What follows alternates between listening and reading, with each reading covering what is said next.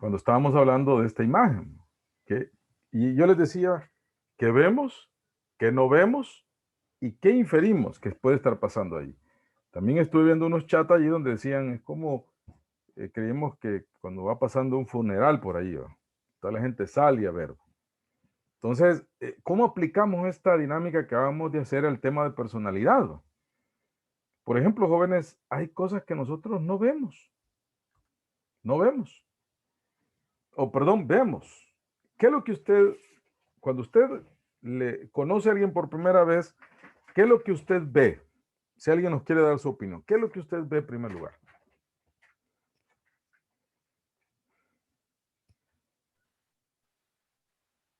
Vamos a ver, jóvenes.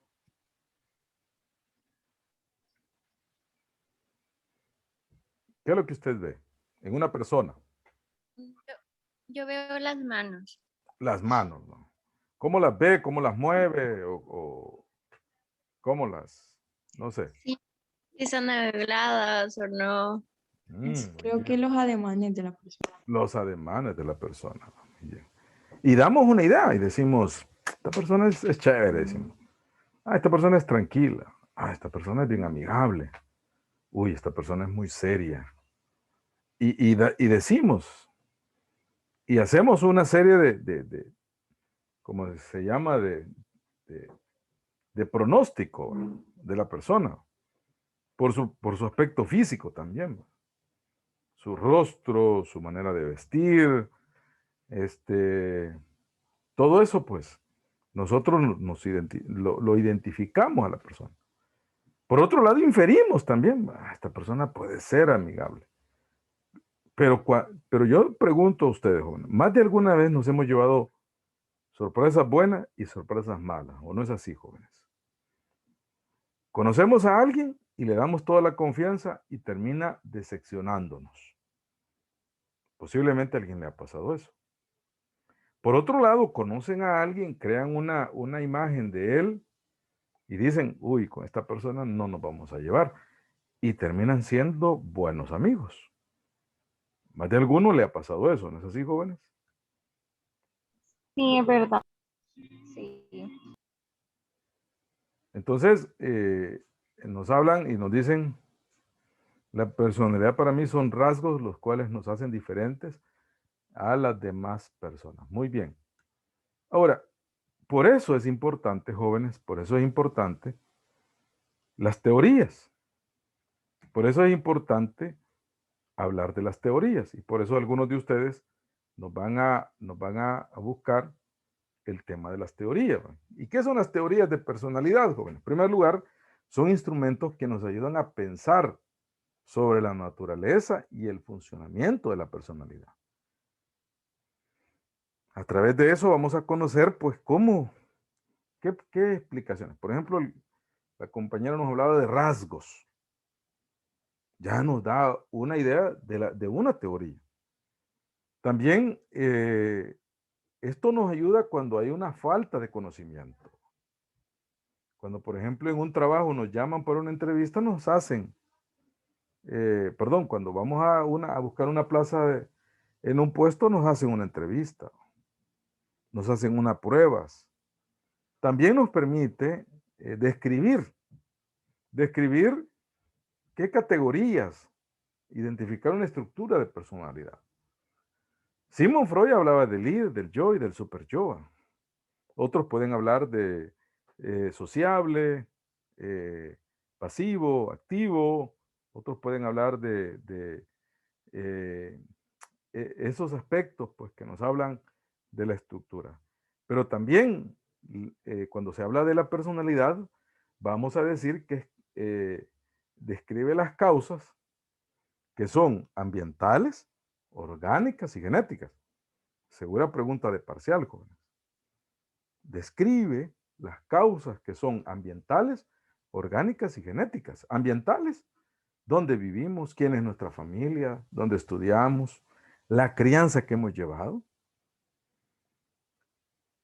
Por ejemplo, cada uno de nosotros ha sido criado, ha sido enseñado, ha sido educado, y no estoy hablando solamente del aspecto del colegio donde vamos, sino que las normas, las reglas, padres permisivos, padres muy disciplinados, padres muy autoritarios. Todo eso forma parte de los aspectos ambientales. Otro es, por ejemplo, si hubo violencia en la familia, si hubo una familia correcta, adecuada, también. ¿Va? Esos son aspectos ambientales. Orgánicos. Por ejemplo, alguna situación del cerebro que puede estar afectada y que nos vuelve impulsivos, nos vuelve pasivos, cambiamos nuestra manera de ser. Y necesitamos, porque hay una situación, una lesión en alguna parte del cerebro. Yo conocí a una persona que tenía que tener un tratamiento porque él, cuando se sentía estresado y se sentía con una carga muy fuerte emocional, terminaba como desconectándose y su visión se nublaba y reaccionaba de esa manera, de una manera agresiva. Entonces, este joven tenía que estar tomando un medicamento para que la conexión cerebral no se le bloqueara, fíjense. Claro, ¿cómo se logró identificar eso? A través de estudio. Entonces, él necesitaba ese medicamento para poder reaccionar así, ¿va? Porque si no, pues iba a tener problemas. Muchas veces se peleaba con los compañeros, otras veces jugando, se alteraba, ¿va? Pero era por esa situación. Entonces es un aspecto orgánico, no tiene culpa él. Y el otro aspecto es el aspecto genético, la herencia. Papá y mamá nos generan una información cuando se da el momento de la concepción y o nos parecemos a papá o nos parecemos a mamá. Pueden ser que papá sea pasivo o mamá sea enérgica. Entonces, allí vemos esos aspectos. También hablamos de dos estructuras que son el temperamento y el carácter. Pregunta de parcial también. Temperamento y carácter, jóvenes. Entonces, ¿qué es el temperamento? ¿Qué es el carácter? El temperamento, pues, lo heredamos de nuestros padres. Y el carácter, pues, es una recopilación de todos los factores ambientales, familiares, aspectos social de amistades que podamos tener. Entonces, ahí están esos dos aspectos que nos ven involucrados. Como consecuencia de eso, jóvenes, vamos a explicar, identificar grupos o rasgos o tendencias que deberían permitir descubrir los rasgos duraderos que facilitan la descripción de los compañeros. Por ejemplo, quizá quisiera ilustrar esto y quizá no sea lo más apegado, pero para que comprendamos esta parte, yo no sé si usted tiene algún amigo, vuelvo a mencionar, esto solamente para dar una descripción, pero no sé si usted tiene un amigo que siempre llega tarde a toda reunión. Dígame sí o no. Sí. Sí, va. Sí, Lo yo citamos a soy el las, amigo. lo citamos a las 8 y él va llegando 8:45. Entonces ya tenemos ese amigo. Pero tenemos a otro amigo que está 5 o 10 minutos antes. ¿Lo tendrán ustedes también ese amigo? Sí. Sí, va. Puede ser usted. Entonces, ustedes se quedan de reunir, por ejemplo, en un centro comercial. Pero usted, nos agarró la tarde, 7:30. Uy, no, y me tardo 45 minutos en llegar. Ay, hombre, ¿cómo hago, hombre? Quiere decir que, no, hombre, ya sabemos, no, ¿para qué le voy a hablar al que llega tarde? Sí, ya sabemos que ese no, ni me va a contestar posiblemente.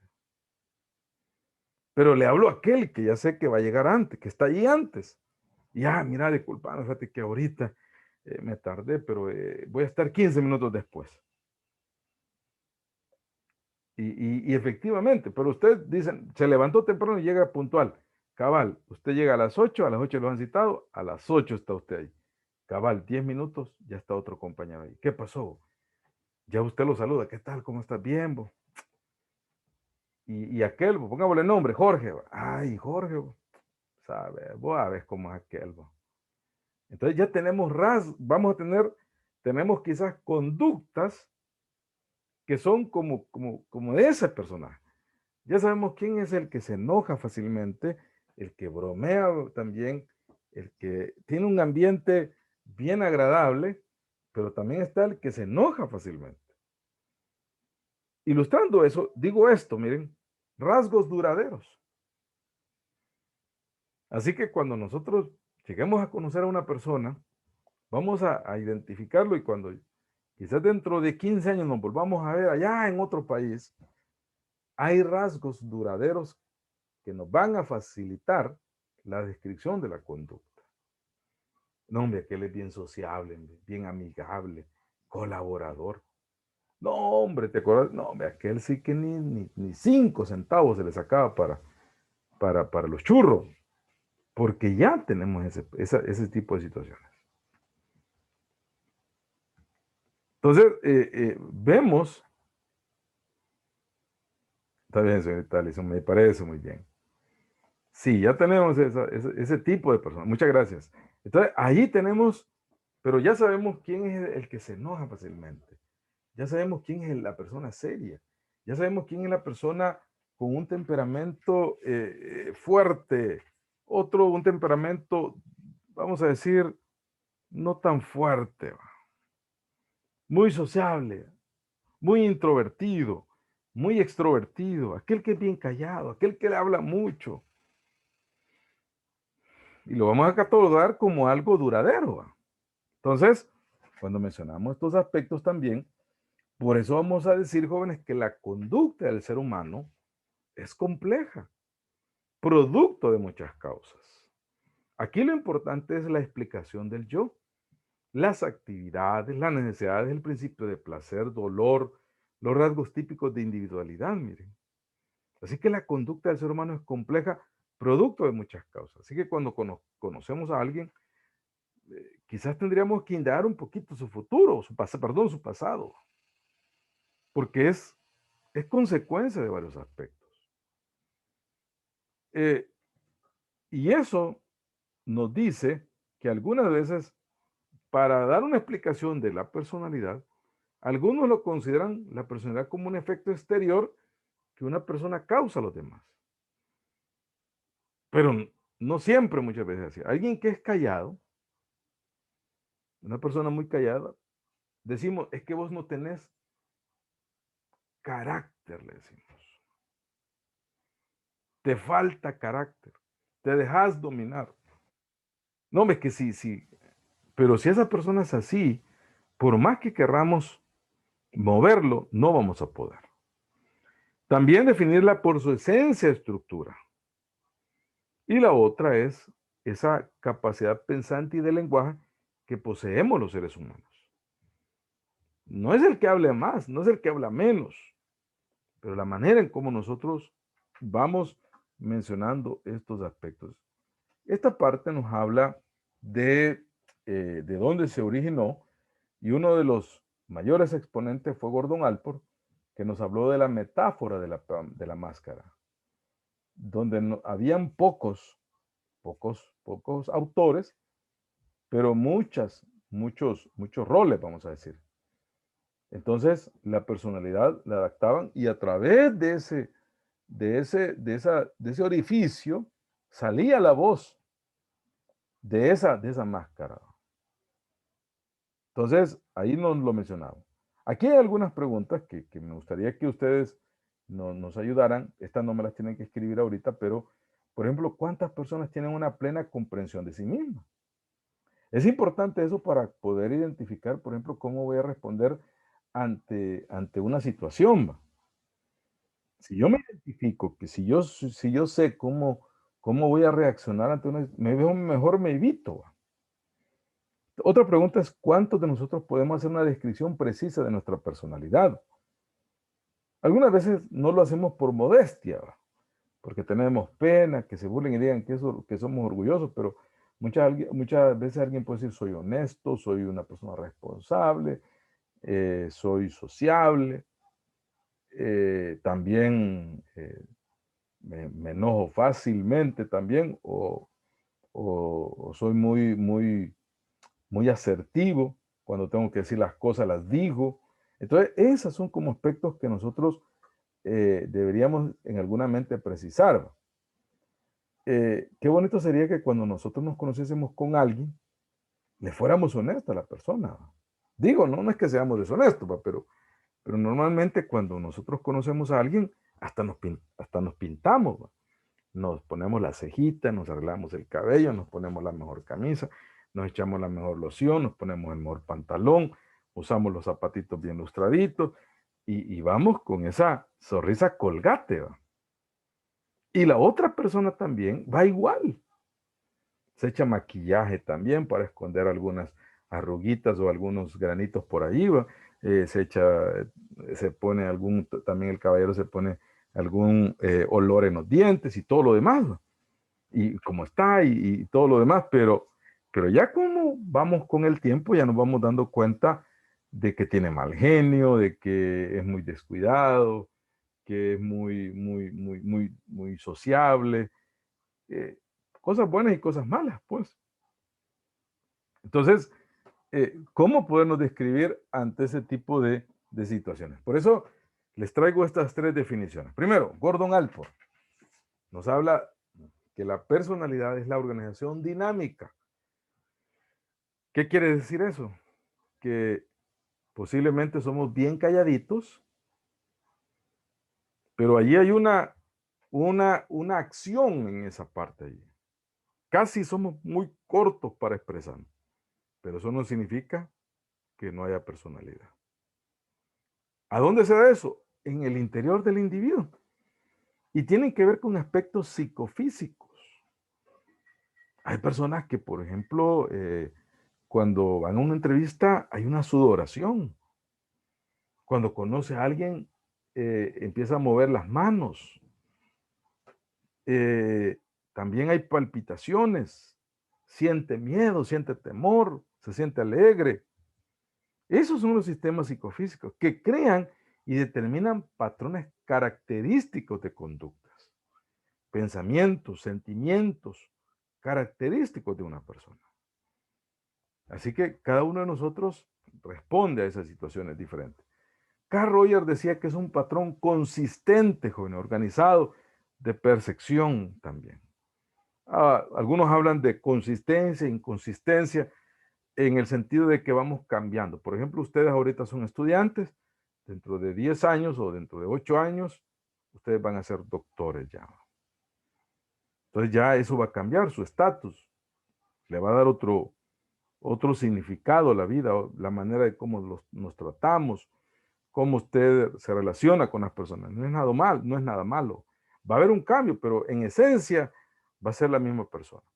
Y Sigmund Freud mencionaba que es inconsciente, oculta y desconocida. De ahí mencionamos, estas son dos preguntitas que ustedes están ahí en la ruta de aprendizaje. Ahí están. Así que las vamos a trabajar después quizás. Y después hablamos de una definición, mire, seguro, pregunta de parcial, igual de las 3 definiciones que acabamos de ver ahorita. La personalidad es una variable individual, jóvenes. No nos parecemos, somos seres individuales, nos constituye a cada persona. Y la diferencia de cualquier otra, aún en los gemelos, en los mellizos, vamos a ser diferentes, jóvenes. Pero va a determinar los patrones o modelos de comportamiento. Por ejemplo, incluyen las interacciones de los estados de ánimo. Algunos son alegres, otros son más tranquilos, otros son más expresivos, otros poco expresivos. Pero también sus actitudes, motivos, métodos, de manera que cada persona responde de forma distinta ante la misma situación. Voy ahora a pasar a hablarles de algunos personajes. Quizá no termine de hablar de todos este día, pero lo vamos a continuar la siguiente semana.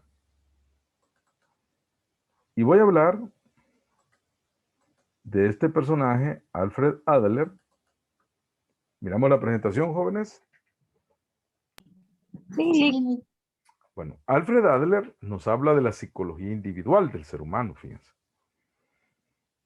Adler a mí me llama mucho la atención porque es un teórico que tuvo experiencias buenas y malas que le llevaron pues a la configuración de su teoría. Él fue un oftalmólogo, un doctor con especialidad en oftalmología y fue un cercano a Sigmund Freud, se asoció a él, pero después diferencias que tuvieron en la manera en cómo Sigmund Freud pues daba algunas posturas, lo hicieron a él pues tomar rumbos diferentes. Pero Alfred Adler forjó una imagen de la naturaleza humana que no describía a las personas como víctimas de los instintos, como lo creía Sigmund Freud, o los conflictos. ¿Se acuerdan cuando él hablaba, Sigmund Freud, del inconsciente que se daban por situaciones muy traumáticas? Ni él decía condenadas por las fuerzas biológicas. Sigmund Freud también decía que todo lo que nosotros hacemos tiene que ver un contexto sexual, ¿no? Y que de allí muchas de las perturbaciones que nosotros los seres humanos tenemos se surgen de el aspecto sexual, porque eso es algo instintivo, algo que está ahí en el ser humano. Y él también decía de las experiencias de la niñez, ¿no? Que somos lo que somos ahora adultos, somos el resultado de algunas situaciones de la infancia. Por eso él decía, y él lo llamó la psicología individual, se enfoca y se centra en la singularidad de cada individuo. Tres hermanos pudieron haber estado sufriendo quizás algún tipo de situaciones críticas, pero no a todos les va a afectar igual. Cada uno va a tener su manera de responder a ese tipo de situaciones. Por eso él niega la universalidad de las metas y los motivos biológicos como un postulado de Sigmund Freud. Fíjense que a Alfred Adler le pasó una niñez bien tremenda. Físicamente tuvo un problema de raquitismo, que es una deficiencia de vitamina D que se manifiesta en el ablandamiento de los huesos. Eso a él lo obligó a que lo protegieran mucho. Número dos, tenía una pulmonía también, una neumonía, perdón. Agregado a eso, pues él no podía hacer ningún tipo de ejercicio físicos comparado con sus hermanos, que sí hacían, participaban. Por otro lado, lo atropellaron, pasó en el hospital. Segundo lugar, también por la situación que ya les mencioné, también por la misma situación que él vivía, él tenía problemas en matemáticas. Y una vez él escuchó que el docente le dijo al papá, mire, a Alfred, por favor, bueno, antes de eso, el problema de salud de la neumonía, le dijeron, mire, su hijo no va a poder sobrevivir, su hijo va a morir. Así que no presionen mucho, dejen que la vida vaya y va a morir. Así que no le damos muchas expectativas de vida. Por otro lado, en el aspecto escolar, también en matemáticas, el profesor le dijo, mire, su hijo, mejor búsquenle un oficio para que él se pueda defender, porque él no va a ser un profesional. Eso a él lo impulsó a salir adelante. Y después él llegó a ser uno en la clase, uno de los buenos en matemáticas. Así que Alfred Adler nos enseña esa parte. También vio morir a su hermano en la cama adyacente, donde pues él vio pues cómo él moría. Así que, como ya les mencioné, todo esto que está ahí escrito, era muy consentido por la mamá, por su enfermedad, pero surgió algo, miren, cuando vino su hermano, que la madre salió embarazada y vino ya a vivir con ellos, que ya había nacido, él se sintió rechazado, como hecho a un lado, porque ahora su hermano menor, su hermano tierno, su hermano que estaba tierno, llenaba todas las atenciones. Entonces se sintió devastado. Entonces a él le afectó mucho, pues, esa experiencia también.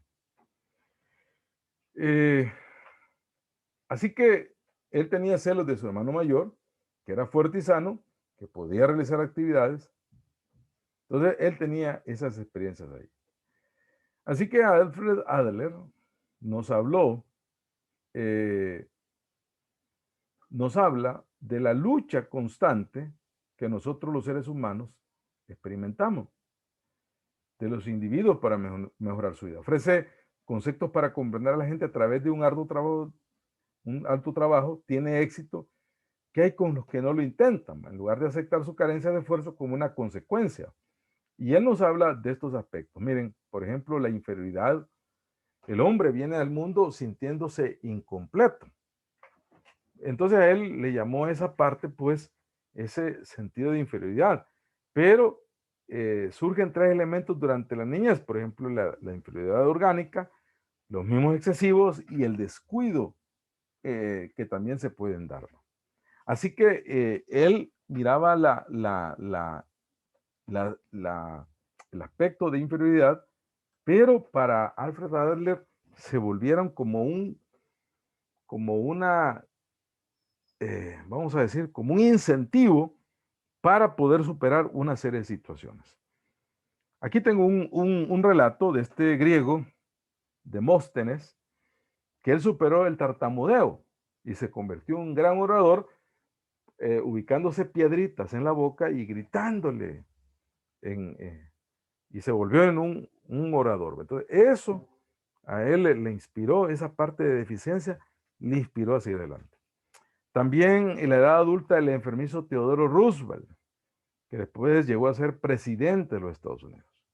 Y otros más. Los esfuerzos para sobreponerse a un defecto físico pueden culminar con la impresión de logros en el arte, los deportes y el ámbito social. También él hablaba de la superioridad, ¿va? También. El hombre también es más que un animal agresivo, ya que busca el poder. O sea, esa parte de inferioridad lo va a llevar a buscar la superioridad. Ahora, pero no para creerse mal, ¿va? No para creerse superpoderoso, sino como una manera de decir, estoy aquí, he vencido mis obstáculos y estoy disfrutando eso. El otro es el estilo de vida, jóvenes. El estilo de vida. Donde nacemos, donde nos criamos, con quién nos criamos, los padres, la familia, todo eso, la fuerza del ambiente que ayuda a tomar la dirección que el yo interno desea tomar. Y en parte lo notamos. Por ejemplo, si en la familia alguien tiene para los negocios, muchas veces alguien lo saca. Si tiene la habilidad para relacionarse con los demás, lo saca, lo nota. Eso es parte. No siempre es así, jóvenes, pero el estilo de vida muchas veces influye. Nuestro estilo de vida es singular y define y moldea todo lo que hacemos. Cómo actúan nuestros padres, cómo actúan nuestros pares, determina cuáles aspectos del ambiente observamos, ignoramos y qué actitudes adoptamos. El estilo de vida se aprende en razón de las interacciones sociales que ocurren en los primeros años de vida. Así que ahí vemos esa parte del estilo de vida. Voy a avanzar, jóvenes. También aquí hay algunos aspectos que nos explican la teoría y también hablamos de los estilos de vida creados. Por ejemplo, el tipo gobernante, el tipo de quien consigue, tipo evasivo, y está el yo creador, jóvenes, que es la parte donde nosotros, el ser humano, crea una estructura propia sobre la experiencia vivida. ¿Qué es lo que me está pasando? ¿Cuáles son mis fracasos para ponerme adelante? En algunos casos, hay personas que sucumben ante esa situación, pero otros se reinician, vamos a decir, y logran éxito. Por ejemplo, alguien que vive en una situación de pobreza o una situación económica limitada, pero dice, yo quiero ser doctor. Entonces, aprovecha una beca quizás sobreviviendo a límite, por ejemplo. Pero su método es lograr ser doctor. Y al final lo logra. Eso se llama el yo creativo. O sea, a pesar de las situaciones que yo viví, me sobrepongo a eso y logro el resultado. Entonces el yo creador resulta reactivo y mecánico, no se conforma con eso. Y el otro, el yo consciente, sabe que el hombre es consciente de todo lo que realiza a través de la historia. Después hablamos de las metas fantasiosas. El hombre siempre es impulsado y atraído por las metas imaginadas. Adler pensaba que la idea de que todos tenemos una meta última, un estado final y la necesidad de avanzar hacia ello. Sin embargo, las metas que buscamos alcanzar con potenciales, pero no realidades. Por ejemplo, volvemos al tema de la medicina. El ideal de sanar a todos. Pero va a llegar un momento en que nos vamos a ver que vamos a luchar, ustedes van a luchar con la muerte, ¿no? Que se van a llevar de secciones con eso. Entonces, el ideal, ¿cuál es? Poner los mejores oficios en cuanto a la salud. Pero va a llegar un momento en que se va a tener que luchar con la situación de muerte, ¿no? Un paciente se muere, la enfermedad es más poderosa, se hicieron todas las situaciones, pero alguien puede decir, bueno, no se va a frustrar por eso, sino que muchas veces uno dice, no, es que yo no, ¿por qué no aprende a manejar? Le dicen a alguien, no sé si a usted le ha pasado eso, pero ¿por qué no aprende a manejar? Es que voy a chocar, dice. Bueno, entonces si usted quiere andar, si usted puede pagar, puede tener un vehículo, pero usted dice, no, es que tengo miedo chocar. Entonces, eso va con el aprender a manejar. Quizás alguien va a ver este video y va a decir, no, eso no es así. Pero si uno maneja, o puede ser que le peguen, o puede ser que uno pegue. Pero puede ser que alguien me diga, mire, es que yo conozco a mi papá y nunca le han pegado. Bueno, está bien, se pueden dar esos casos, pero hay probabilidades que me vayan a pegar, que yo vaya a tener un accidente. No es algo que me lo voy a evitar. Igual como profesionales también, vamos a fallar también, pero solo por eso no me voy a detener. Entonces, a eso me refiero. ¿Por qué no estudia eso usted? No, es que me da miedo fallar. No, ¿y por qué no hace eso? Pues es que fíjese que tengo miedo que me vayan a rechazar. No, sino es el hecho de esa, ¿cómo se llama? Lo que decía Adler de las metas fantasiosas. Entonces, ahí tenemos que pensar en eso. Y hablaba del orden también, del orden de los hijos. Por ejemplo, el primer hijo, pues, es el anhelo, no digo que los segundos y terceros y los demás no sean anhelados por sus padres, pero el primer hijo es como el que los hace padres, pues, el que los hace felices por ese nacimiento de su primer hijo. Le dedican tiempo, atención, todo es para él. Yo quisiera que ahorita ustedes ahí me escriban qué orden de nacimiento tienen. Por favor, jóvenes, vamos a ver. Va a ser ya nuestra última actividad. ¿Qué orden? 47 mensajes quiero por ahí, por favor. Entonces, ¿qué orden tiene? Por ejemplo, el primero hijo, pues los padres, pues, vamos a decir, son primerizos, están teniendo esa experiencia, no quiere que lo cuiden. Pero hay algún detalle también. Muchas veces deben de sufrir el agravio de esperar hasta que queden satisfechas las necesidades del recién nacido. Cuando llega el hermanito, el segundo, entonces muchas veces es desplazado. Y ahí viene, por ejemplo, un mecanismo de defensa, pues es una regresión. Querer tomar pacha, querer usar pamper, querer dormir en la cuna, querer dormir con los padres, tomar pacha. Yo no sé si a alguien le ha pasado eso, no lo vaya a decir, pero a algunos le ha pasado eso. Entonces, pero el segundo hijo, los que están los que perturbaron toda la vida del primogénito también están en una situación única. Jamás experimentarán la posición del poder que alguna vez ocuparon sus predecesores. Aun cuando nazcan otro niño en la familia, los segundos no sufrirán el sentimiento de desplazamiento. El segundo hijo no es una novedad tan grande como el primero. Los padres podrían estar menos preocupados y ansiosos por su conducta y podrán adoptar una actitud más relajante frente al segundo hijo, fíjese. Y el hijo menor, de ahí pues contamos los demás, cuartos, quintos y todos se van a ver involucrados aquí. Los hijos menores o los últimos nunca sufren el choque de ser destronados y con frecuencia son los consentidos de la familia. Quiero saber quiénes son los consentidos aquí ahorita. Vamos a ver, 35 compañeros dicen el menor de dos. Usted es el consentido. Soy la primera. ¿Cuántos hermanos? Allí quizá me faltó preguntar. Soy la menor de 5 hermanos. Valeria, usted es la consentida. Usted es la consentida.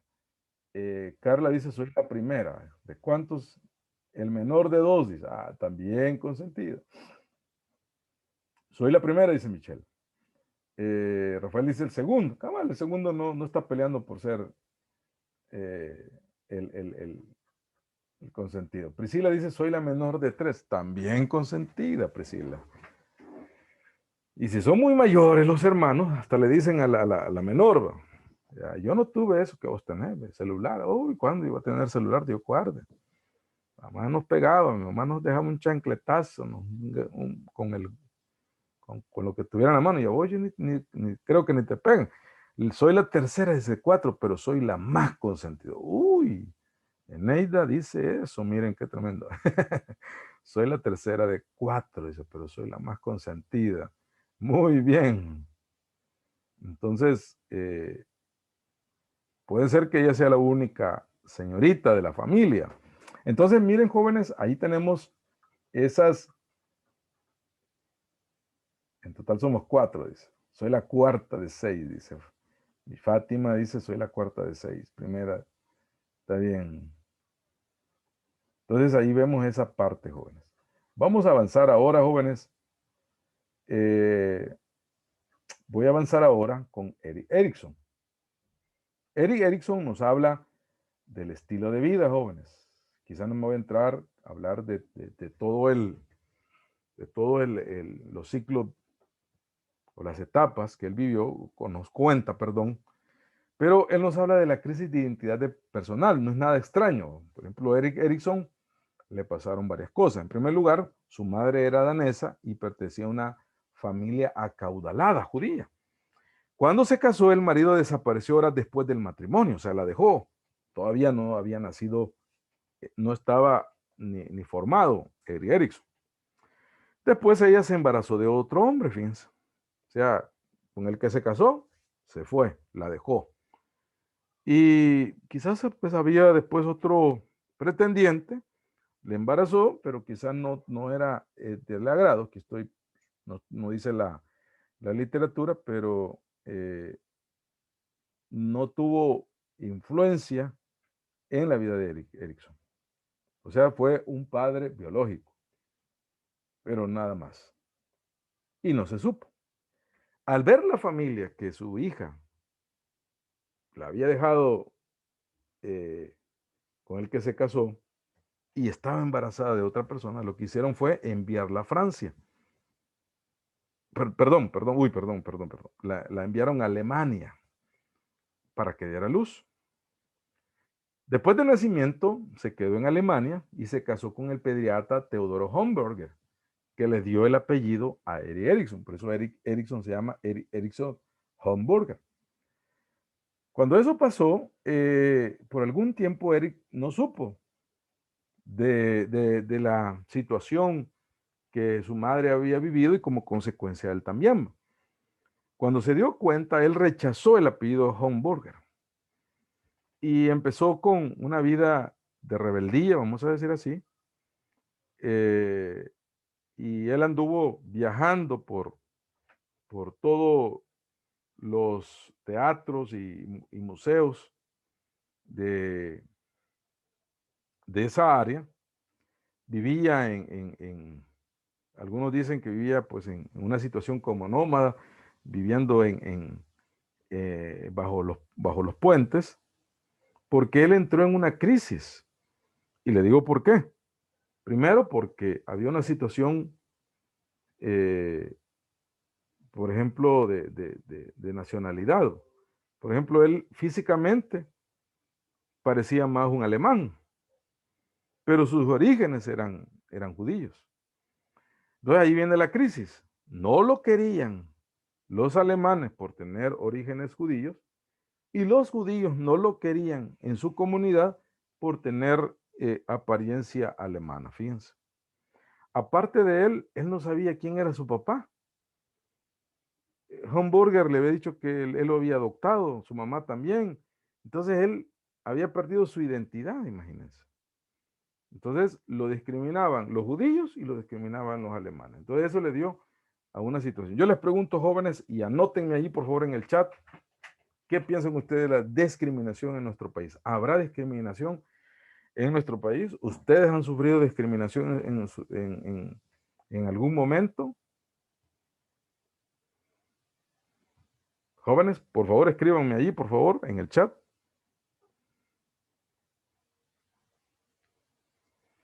Vamos a ver, ¿o qué piensan ustedes de la discriminación? Fíjese, a él, vamos a ver, jóvenes, a él, los alemanes no lo querían por tener raíces judías y los judíos no lo querían por tener apariencia nórdica, y también, otra cosa también, no sabía quién era su papá, sus orígenes. Estaba viviendo en Alemania, donde la mayoría de su familia estaban viviendo también en otra tierra también, imagínense. Entonces era una crisis bien fea, pues. Y entonces él por eso crea esa teoría, jóvenes, y por eso la vida de Erickson marcó esa situación. Después de un tiempo, se juntó con un amigo que lo orientó y empezó a involucrarse en el psicoanálisis, empezó a dar clases, aún cuando no tenía un título universitario, eran otros tiempos también, ¿verdad? Fue un psicoanalista alemán que postuló la teoría del desarrollo psicosocial. Vamos a ver, hay discriminación. Eso, ¿cuáles son las causas, las situaciones que pueden llevar en un adolescente? Por ejemplo, en nuestro país puede existir eso, aunque pensamos solamente en Estados Unidos o en Europa, pero muchas veces aquí, y lo digo en forma, perdón, quizás en una forma, este, este, de risa, ¿va? Pero muchas veces cuando uno va cuando uno tiene su novia y lo llevan a la casa de la novia, muchas veces la suegra puede decir, uy, no te pudiste conseguir otra cosa mejor, o mira, ¿quién te conseguiste? Uy, puede ser también que un caballero lleve a la señorita a la casa de él, de sus padres, y los padres hagan algún tipo, uy, ay, era mejor la otra, porque la otra, no sé si a alguien le puede haber pasado así, ¿no? Pero muchas veces hay ese tipo de discriminación. El otro era mejor, hombre. Ay, no, con lo que se quedó. Entonces, eso también puede generar, estoy hablando aquí en forma quizás chistosa, ¿va? Ah, muy bien, sí, ¿va? También. En la familia, ¿va?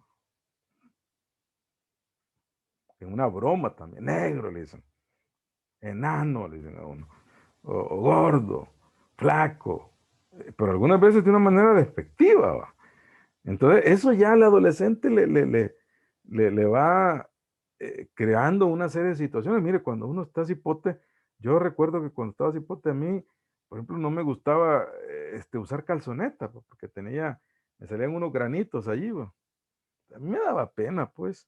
Aún cuando jugábamos fútbol, yo lo utilizaba, no sé si lo he contado aquí, disculpen si lo vuelvo a repetir, pero jugaba con pantalón porque me daba pena. Hasta que un día alguien me dijo, no me tenés buenas piernas, pues entonces ya cambié, ¿va? Pero por lo que le estoy diciendo es que uno tiene ciertos prejuicios a esa edad, ¿va? Porque tiene barros, porque no usa una ropa de marca, eso puede ser bien complicado. Y ahora, quizás ahora en este tiempo, que alguien no tenga celulares se siente mal, ¿va? Un joven y vos tenés Facebook, no, yo no tengo Facebook. ¿Y por qué? Es que no me dejan. Uy, ¿y dónde vivimos? Entonces, eso, ya la otra persona se siente mal. Entonces, Erik Erikson nos habló de la teoría del desarrollo psicosocial y él fue el pionero del ciclo vital, que lo mencioné en 8 etapas, pero mencionamos estos aspectos ahí. Ya he hablado un poquito. Erikson amplió la teoría psicoanalítica de Sigmund Freud en 3 sentidos. En primer lugar, profundizó las etapas del desarrollo a diferencia de Freud, lo llevó a la etapa de la vejez. Eric sugirió que se sigue desarrollando en otras etapas sucesivamente durante todo el ciclo. Fíjense, algo bien interesante de la etapa de Sigmund Freud es que debemos disfrutar cada una de las etapas, jóvenes. Eso es importante. Si no saltamos, entonces es ahí donde vienen las crisis. Aún cuando se es niño, fíjense, hay niños que ya tienen 6, 7 meses, 6 meses, pongamos, y ya le quieren poner en esas andaderas. Entonces le están borrando, por ejemplo, el hecho de levantar, de gatear, de darse vuelta. Se las están borrando al niño. Entonces, cada una de las etapas debemos de pasarlas. Entonces, si usted ahorita está entre los 20 años, disfrute su tiempo, hombre. No se meta en otros rollos, mejor preocúpese por estudiar, prepárese allí, porque esa es la etapa que usted tiene que pensar. No se esté preocupando por otras cosas ahorita. Si su padre le han dado la oportunidad de estudiar, de prepararse, hágalo, hombre, aprovéchelo. Salga con los amigos, diviértase, pero hágalo de acuerdo a la edad que usted tenga. No quiera experimentar cosas que no le corresponden, de tener cosas. Y lo digo con mucho cuidado y me disculpo, nadie me vaya a malentender esto, pero tener hijos a los 17 años, a los 15 años, no es correcto, jóvenes, no sería lo correcto. Si alguien ya lo tiene, no se me sienta mal, discúlpeme, no quiero causar molestia, no es eso, pero si pudiésemos evitarlo, yo creo que los que son padres a esa edad lo lamentan en alguna medida. Sí, le dan gracias a Dios por ser padres, pero después dicen, no, yo hubiera hecho otras cosas, me hubiera divertido de otra manera, hubiera hecho esto. No sé qué opinión tienen ustedes de eso. Díganme, ¿alguien tiene una opinión de lo que estoy diciendo? Jóvenes.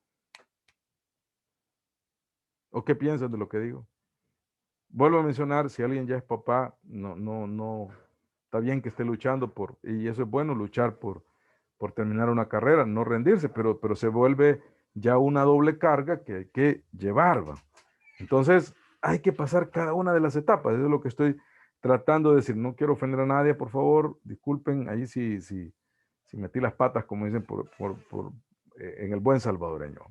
En el segundo sentido es que se distanció de la teoría freudiana que radica en el concepto o la idea de el yo o la importancia al yo que al ello. Según él, el yo es una estructura independiente de la personalidad.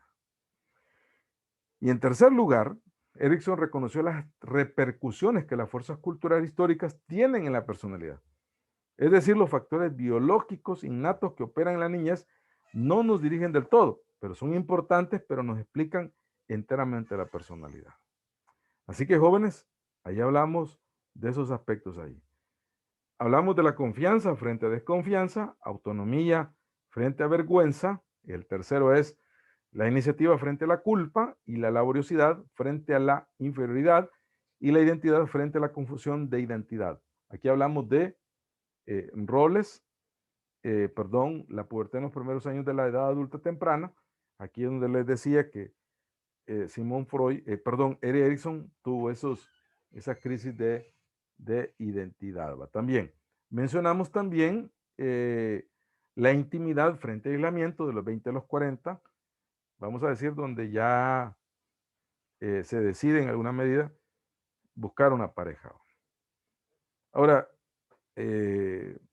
deberíamos de esperar cierto tiempo, no empezar temprano, sino que ir superando algunos aspectos ahí.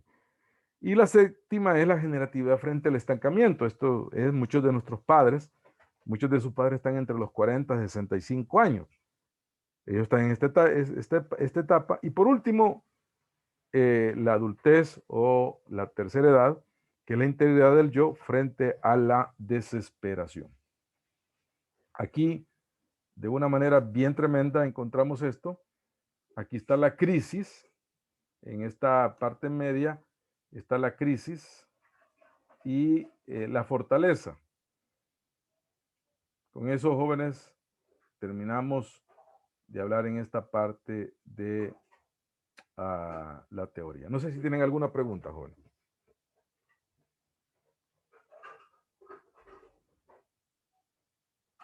¿Me escuchan bien, jóvenes?